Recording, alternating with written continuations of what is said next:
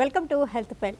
Sickle cell, thalassemia వంటి ఎన్నో రకాల బ్లడ్ డిజార్డర్స్ దగ్గర నుంచి క్యాన్సర్స్ నుంచి అల్సర్స్ వరకు అన్నీ జన్యుపరమైన కారణాల వల్ల వచ్చేవి. చాలా వరకు జన్యుపరమైన కారణాలతో కూడా తలెత్తే రిస్క్ ఉంటూ ఉంటుంది. అందుకనే ఒకే ఫ్యామిలీకి చెందిన అమ్మాయి అబ్బాయి మ్యారేజ్ చేసుకోవడం అంటే కన్సాంగ్యునియస్ మ్యారేజెస్, మేనరికపు వివాహాలు వద్దు అంటుంటారు. మరి ప్రతి సందర్భంలోనూ మేనరికపు వివాహాల వల్ల అనర్థాలు తలెత్తే రిస్క్ ఉంటుందా? అసలు అంటే వెడ్డింగ్ కానీ మ్యారేజ్ కౌన్సిలింగ్ ఏమన్నా అవసరమా?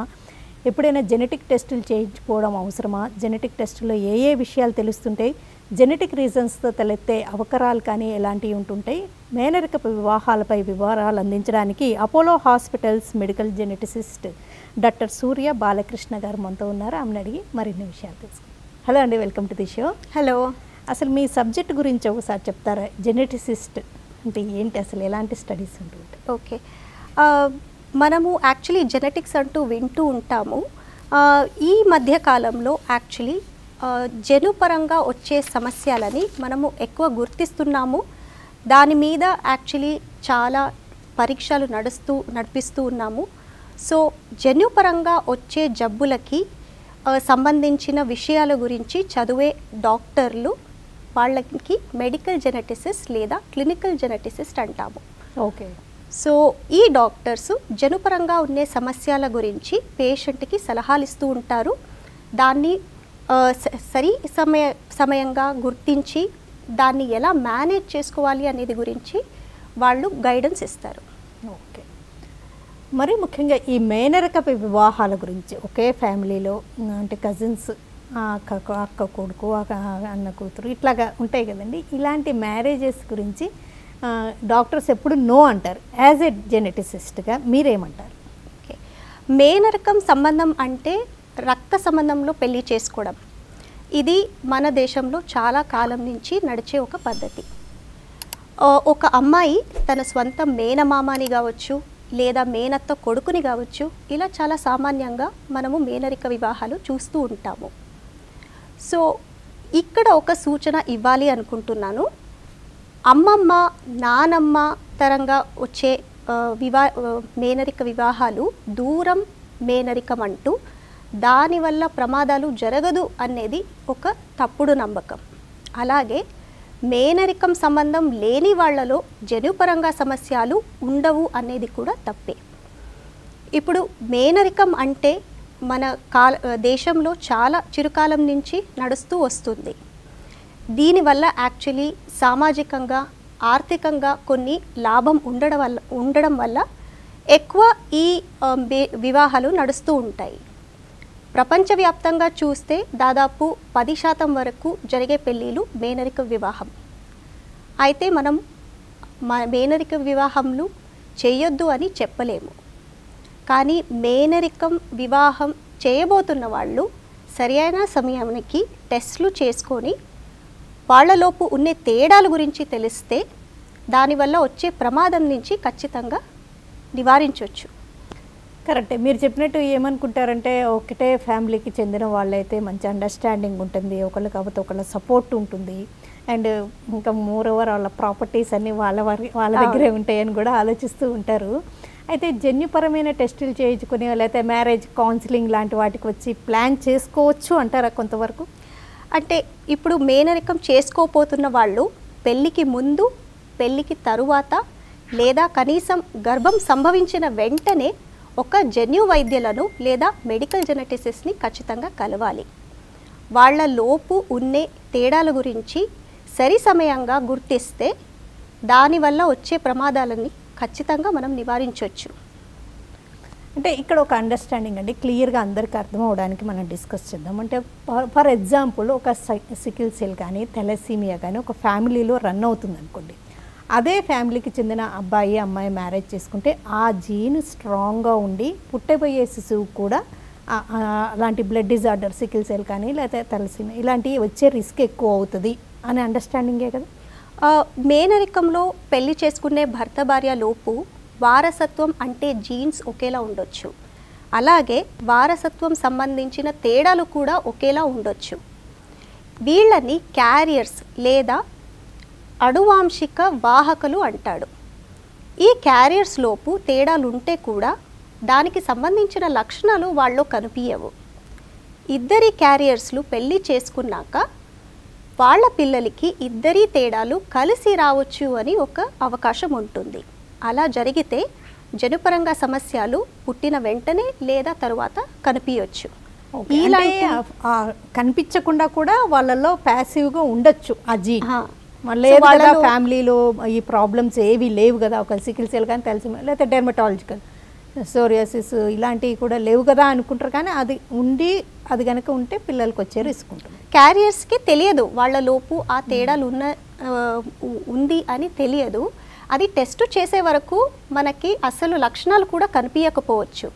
సో అందువల్లనే క్యారియర్కి స్క్రీనింగ్ టెస్ట్లు పెట్టి సరి సమయంగా దాన్ని గుర్తించాలి.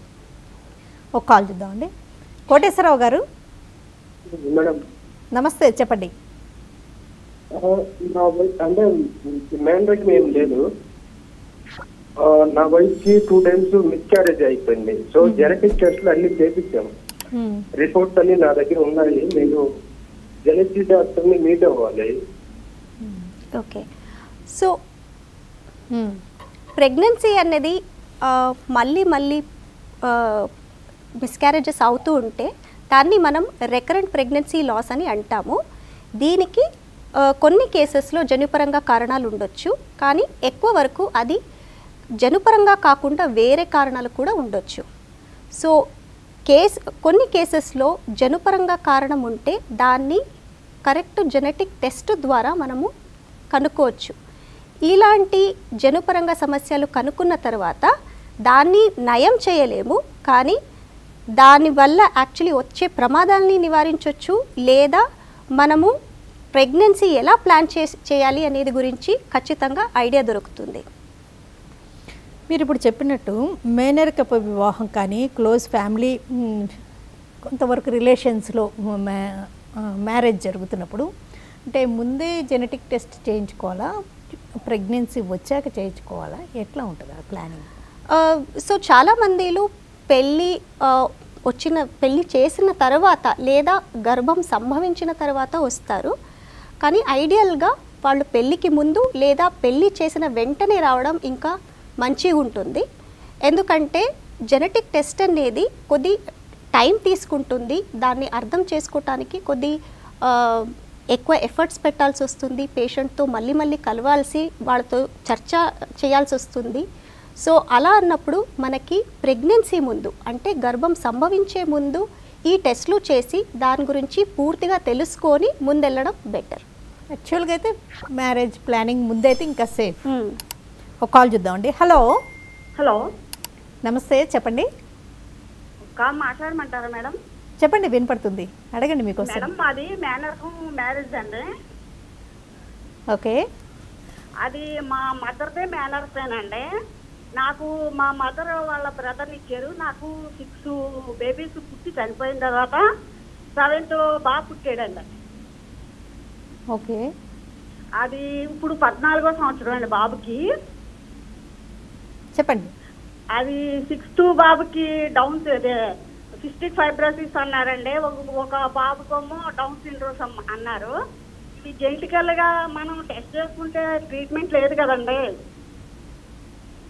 అంటే పుట్టాక సో ఇప్పుడు ఒక కుటుంబంలో జెనెటిక్ ప్రాబ్లం ఉందని తెలిసాక భర్త భార్యలు ఇద్దరు ముందుగా నెక్స్ట్ ప్రెగ్నెన్సీకి ప్లాన్ చేస్తున్నప్పుడు ఒక గర్భకాలంలో జనన పూర్వ పరీక్ష లేదా ప్రీనేటల్ టెస్టింగ్ అంటూ మనం చేస్తాము.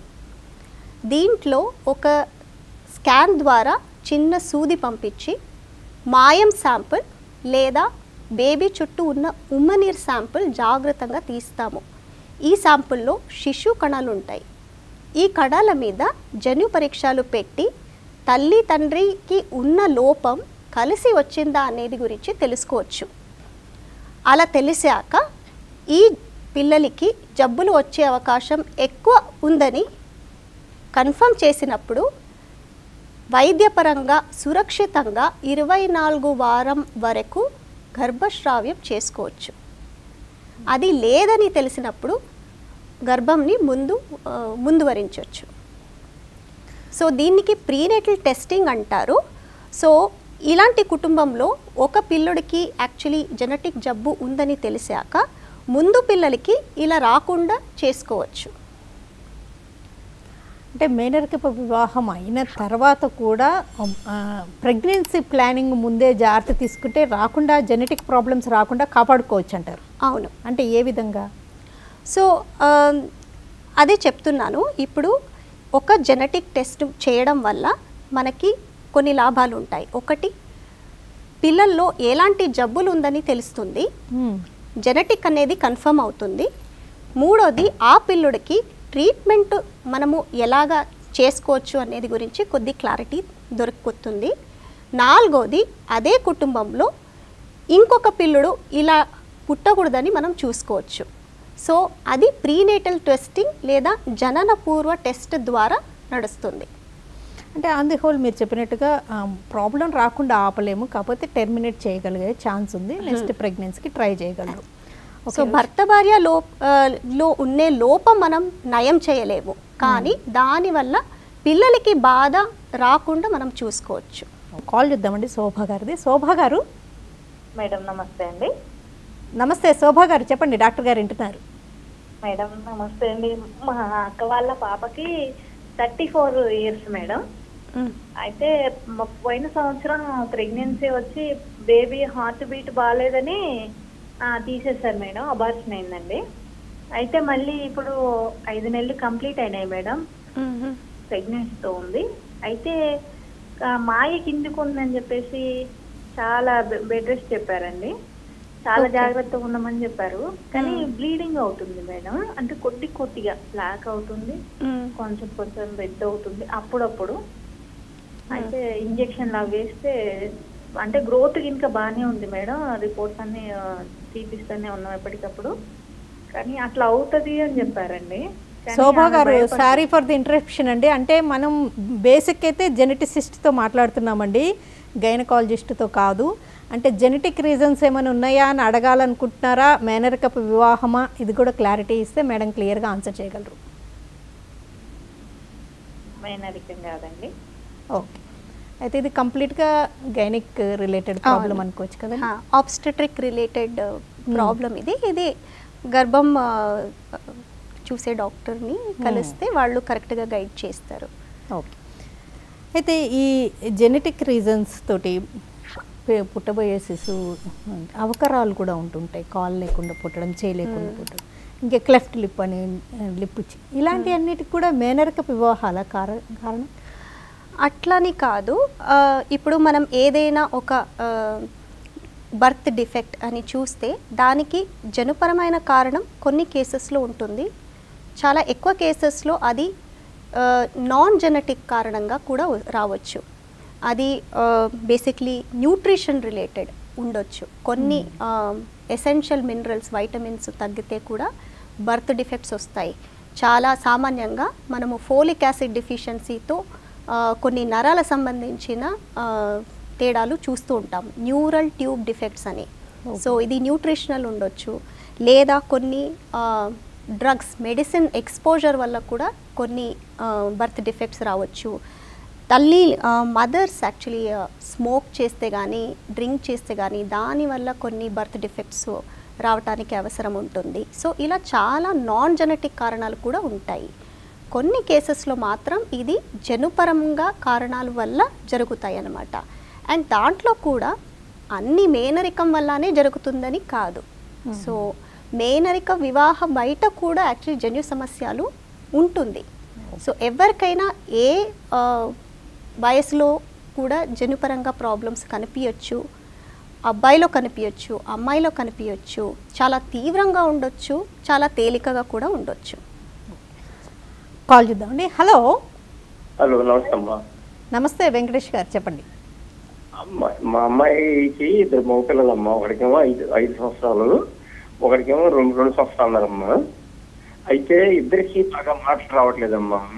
మా అమ్మాయికి అయితే మేనరికం కాదు, వాళ్ళ అత్తగారు వాళ్ళ మామగారు మేనరికం వాళ్ళదే. మరి దీని పరిపాలన వల్ల మా యూనిటీ టెస్ట్ చేయించామమ్మా, యూనిటీ అయితే ఉంది, మాటలు అయితే బాగా రావట్లేదమ్మా డాక్టర్ గారు. ఓకే, సో ఒక కుటుంబంలో ఇద్దరికి ఒకేలా లక్షణాలు ఉంటే ఎక్కువ వరకు అది జన్యుపరంగా ప్రాబ్లంగా మనము అనుమానిస్తాము. సో కొన్ని ఫ్యామిలీస్లో ఇది మేనరిక వివాహం కాకపోతే కూడా ఒకే ఊరు నుండి భర్త భార్యలు ఉంటే అది యాక్చువల్లీ కొన్నిసార్లు ఒకేలా జీన్స్ ఉండొచ్చు.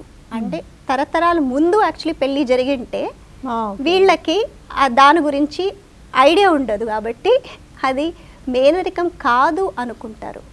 సో దీనికి ఇన్బ్రీడింగ్ అని చెప్తారు. ఒక చిన్న ఊర్లో వాళ్ళ మధ్యలోనే యాక్చువల్లీ పెళ్ళిళ్ళు జరుగుతూ ఉంటే అప్పుడు కూడా వారసత్వం అనేది ఒకేలా ఉండొచ్చు. అంటే ఇక్కడ అబ్జర్వ్ చేయాల్సింది ఏంటంటే వాళ్ళది మేనరికం కాకపోయినా అమ్మాయి వాళ్ళ హస్బెండ్ ఆయన ఇక్కడి నుంచి ఆయన పుట్టు పూర్వోత్తరాలు ఏంటి అనేది కూడా తెలుసుకోవాల్సి ఉంటుంది. కానీ కొన్నిసార్లు అంత రీసెర్చ్ చేయలేరు కదా. అన్ని కేసెస్లో మనం అట్లా తెలుసుకోలేం కాబట్టి టెస్ట్లు చేసుకుంటే క్లారిటీ వస్తుంది. ఓకే, ఆన్ ది హోల్ అంటే ఇక ప్రాపర్గా ప్లాన్ చేయాలి అంటే మాత్రం ఇంకా ప్రెగ్నెన్సీ ప్లానింగ్ ముందే జెనెటిక్ టెస్ట్ చేయించడం బెస్ట్ అంటారు. అవును. సో ఈ మేనరిక వివాహం చేసుకోపోతున్న వాళ్ళు పెళ్ళికి ముందు లేదా పెళ్ళికి తర్వాత లేదా కనీసం ప్రెగ్నెన్సీ వచ్చిన వెంటనే జెనెటిక్ డాక్టర్ని కలవాలి. క్యారియర్ స్క్రీనింగ్ అనేది టెస్ట్ పేరు. ఇది ఒక జన్యుపరంగా చేసే రక్త పరీక్షలు. దీంట్లో సామాన్యంగా వచ్చే 1-2 జబ్బులకి మాత్రం టెస్ట్ చేసినప్పుడు దానికి లిమిటెడ్ ప్యానెల్ క్యారియర్ స్క్రీనింగ్ అంటాము. కానీ ఆధునిక టెస్ట్ ద్వారా ఇప్పుడు 100పై జన్యుపరంగా సమస్యలను మనం కనుక్కోవచ్చు. సో ఇలాంటి టెస్ట్కి ఎక్స్పాండెడ్ ప్యానెల్ క్యారియర్ స్క్రీనింగ్ అని చెప్తాము. 2 అందుబాటులో ఉంటాయి. అండ్ ఇది యాక్చువల్లీ ప్రతి ఫ్యామిలీలో వాళ్ళ ప్రాబ్లమ్స్ని దీర్ఘంగా మనం తెలుసుకొని దాని తర్వాత డాక్టర్ సలహాలు ఇస్తారనమాట. ఓకే, అంటే మేనరిక వివాహమైన వాళ్ళు ఈ క్యారియర్ స్క్రీనింగ్ అనేది దానిలో లిమిటెడా లేకపోతే ఎక్స్టెండెడా అవసరమైన దాన్ని బట్టి చేయించుకోవడం బెటర్. అంటే ఇవి చాలా క్వైట్ ఎక్స్పెన్సివ్ టెస్టులు కదండి. సో 1-2 జబ్బులకి చేసినప్పుడు కాస్ట్ అంత ఎక్కువ ఉండదు. యాక్చువల్లీ ఇప్పుడు జెనెటిక్ టెస్టింగ్ కాస్ట్ చాలా తగ్గాయి. మనం చెప్పే ఎక్స్పాండెడ్ క్యారియర్ స్క్రీనింగ్ కూడా ఇప్పుడు 20,000 లోపు జరుగుతున్నాయి. అండ్ చాలా నేను చెప్పినట్టు 100పై జన్యుపరంగా సమస్యలని మనము దాని గురించి తెలుసుకోవచ్చు అనమాట. సో ఎంఆర్ఐ పెట్ సిటీ కంటే చాలా కాస్ట్ తక్కువ అనమాట జెనెటిక్ టెస్టింగ్ ఇప్పుడు. అవును. అయితే మీరు ఇప్పుడు చెప్పారు, ఇప్పుడు మనం ఒకళ్ళతో మాట్లాడినట్టుగా మేనరిక వివాహం కాకపోయినా ఎక్కడైనా రిలేషన్ కలిసి ఉండొచ్చు అని కూడా చెప్పారు అబ్బాయి తరపు. ఎందుకంటే యూజువల్గా అలాగ రిలేషన్లోనే ఉంటుంటారు కదా, వాళ్ళు కూడా మరి క్యారియర్ స్క్రీనింగ్ టెస్ట్ చేయిస్తే బెటర్ అంటారు. సో ఇలాంటి ఫ్యామిలీస్లో మనం రొటీన్గా టెస్ట్లు చెప్పలేము. కానీ ఈ కుటుంబంలో ఏదైనా ఒక చిన్న పిల్లడికి ఇబ్బంది ఉంటే లేదా చిన్నపిల్లలు చనిపోతే లేదా మళ్ళీ ప్రెగ్నెన్సీ యాక్చువల్లీ మిస్క్యారేజెస్ అవుతూ ఉంటే అలాంటి ఇండికేషన్ ఉన్నప్పుడు మనం ఖచ్చితంగా టెస్ట్లు చేసుకోవాల్సి వస్తుంది. అంటే ఆన్ ది హోల్ ఒకవేళ మేనరిక వివాహము ఇట్లాగ ఏదైనా కేసెస్ జరిగినాయి లేదా సేఫ్ సైడ్ ఉండడానికి ముందే టెస్ట్ చేయించారనుకోండి క్యారియర్ స్క్రీనింగ్, దానిలో పాజిటివ్ వస్తే ఇంకా వాళ్ళు ప్రెగ్నెన్సీ ప్లాన్ ఇంకా చేయకూడదా, మరి ఏం చేయాలి? కాదు, మనం టెస్ట్లు చేసుకొని భర్త భార్య ఇద్దరిలోపు జన్యుపరంగా సమస్యలు ఉంది అని ఫస్ట్ గుర్తించాలి. ఇద్దరిలోపు ఒకే జీన్లో తేడాలు ఉంటే ఖచ్చితంగా గర్భం సంభవించాక ఈ ప్రీనేటల్ టెస్టింగ్ లేదా జనన పూర్వ పరీక్ష అనేది మనం చేస్తాము. సో ప్రెగ్నెన్సీ చేయొద్దని ఖచ్చితంగా కాదు, కానీ ప్రెగ్నెన్సీలో ఒక ఎక్స్ట్రా టెస్ట్ పెట్టాల్సి వస్తుంది. ఇది ఒక చిన్న టెస్టు. మనం ప్రెగ్నెన్సీలో స్కాన్స్లు చేస్తూ ఉంటాము. అలా స్కాన్ చేసేటప్పుడు ఒక చిన్న సూది పంపించి మనం శాంపుల్ తీసి దానికి జనుపరంగా పరీక్షలు పెట్టి పిల్లుడికి యాక్చువల్లీ జబ్బులు వచ్చే అవకాశం ఉందా లేదా అని తెలుసుకుంటారు. ఒకవేళ రిస్క్ ఉందనుకుంటే టెర్మినేట్. సో ఇది మెడికలీ చేస్తాము. 24వ వారం దాకా మనకి మన దేశంలో కానూను ప్రకారం 24 వారం వరకు మనం సేఫ్గా మెడికల్ టెర్మినేషన్ ప్రెగ్నెన్సీ చేసుకోవచ్చు. మళ్ళీ నెక్స్ట్ ప్లాన్ చేసినప్పుడు మళ్ళీ పాజిటివ్ ప్రతి ప్రెగ్నెన్సీలో ఈ టెస్ట్లు జరగాల్సిందే. సో ఒక జంటలో యాక్చువల్లీ వాళ్ళ ముందు పుట్టిన పిల్లలకి ఈ జనుపరంగా సమస్యలు ఉంది అని తెలిసాక వాళ్ళకి ముందు జరిగే ప్రతి ప్రెగ్నెన్సీలో ఈ టెస్టింగ్ చేసుకోవాలి. అది లేదని ఉంటే అప్పుడు ప్రెగ్నెన్సీ వాళ్ళు ముందువరించవచ్చు. అంటే ఫస్ట్ టైం అంటే నెక్స్ట్ ఇష్యూకి రాకుండా ఉండే ఛాన్సెస్ కూడా ఉంటుందంటారు. ఉంటాయి, కానీ అది టెస్ట్ చేసే వరకు మనకి తెలియకపోవచ్చు. ఈ జెనెటిసిస్ట్ రోల్ అంటే ఈ ప్రెగ్నెన్సీ ప్లానింగ్ అంటే ప్రెగ్నెన్సీ దీనికే ఉంటుందా, ఇంకే సందర్భాల్లో ఈ జెనెటిక్ టెస్టులు ఇవన్నీ అవసరం అవుతూ ఉంటాయి? సో మనము ఈరోజు మేనరికం గురించి మాట్లాడుతున్నాము కాబట్టి యాక్చువల్లీ ప్రెగ్నెన్సీ సంబంధించిన విషయాలు ఎక్కువ మాట్లాడుతున్నాము. కానీ నేను చెప్పినట్టు జనుపరంగా సమస్యలు ఏ వయసులోనూ మనం చూస్తాము. ఇది 50 ఏళ్ళ తర్వాత కూడా బయటపడవచ్చు అన్నమాట. సో ఈ జనుపరంగా సమస్యలు పుట్టినప్పటి నుంచే ఉంటుంది, కానీ దానికి సంబంధించిన తేడాలు లక్షణాలు బయటపడడానికి కొన్ని ఏళ్ళు యాక్చువల్లీ పట్టొచ్చు. కొన్ని కేసెస్లో అది ఒక 10 సంవత్సరాల తర్వాత బయటపడవచ్చు, కొన్ని కేసెస్లో అది 50 ఏళ్ళ తర్వాత కూడా బయటపడవచ్చు. సో ఒక కాల్ చూద్దామండి. రెహనుమా గారు. Hello madam. నమస్తే అండి, చెప్పండి. మా తమ్ముడికి పాప పుట్టి చనిపోయిందండి. మేనరికమే చేసాము, మా మామయ్య గారికి అమ్మాయికి చేసాము. ఓకే, ఇప్పుడు ఎలా చేస్తే బాగుంటది అంటారు? పాపకి కిడ్నీ లేదని చెప్పారు, పాప చనిపోయింది 1 ఇయర్కే. 1 ఇయర్ బతికింది, 1 ఇయర్ తర్వాత చనిపోయింది. నెక్స్ట్ ప్రెగ్నెన్సీ ఎలా ప్లాన్ చేయాలని అడుగుతున్నారండి? అవునండి.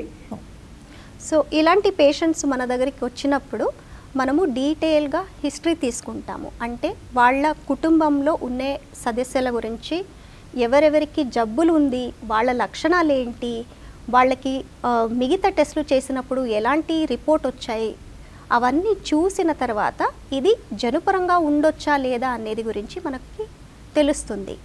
సో దాన్ని బట్టి మనము జెనెటిక్ టెస్టింగ్ చేస్తాము. సో ఆ చేసిన జెనెటిక్ టెస్ట్లో కరెక్ట్గా కారణాలు తెలుసుకుంటే అప్పుడు ముందు ప్రెగ్నెన్సీలో ఎలా జాగ్రత్తగా ఉండాలి అనేది గురించి వివరిస్తాము. టెస్ట్ రిజల్ట్స్ రావడానికి ఎంత టైం పట్టొచ్చండి?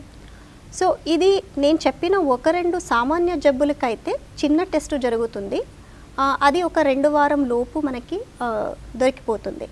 కానీ ఈ ఎక్స్టెండెడ్ క్యారియర్ స్క్రీనింగ్ అనేది 2 రకంగా అవుతుంది.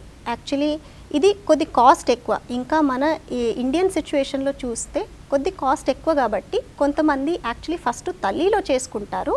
తల్లిలో ఏదైనా తేడాలు దొరికితే తరువాత వాళ్ళ భర్తలో టెస్టులు చేస్తారు. రెండో మార్గం ఏమంటే భర్త భార్యలు ఇద్దరు ఒకే సమయం యాక్చువల్లీ ఈ టెస్టులు చేసుకోవచ్చు. ఇద్దరిలోపు ఒకేలా తేడా ఉందా అనేది 1 నెలలో తెలిసిపోతుంది.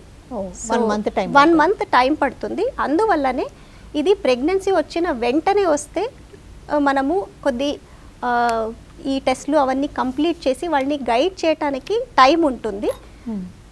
24 వారం దాటిన తర్వాత వచ్చినప్పుడు ఇలాంటి టెస్టులు మనము చేయలేము, చేసి ఆ ప్రెగ్నెన్సీ గురించి ఒక నిర్ధారం కరెక్ట్ టైంకి తీసుకోలేము.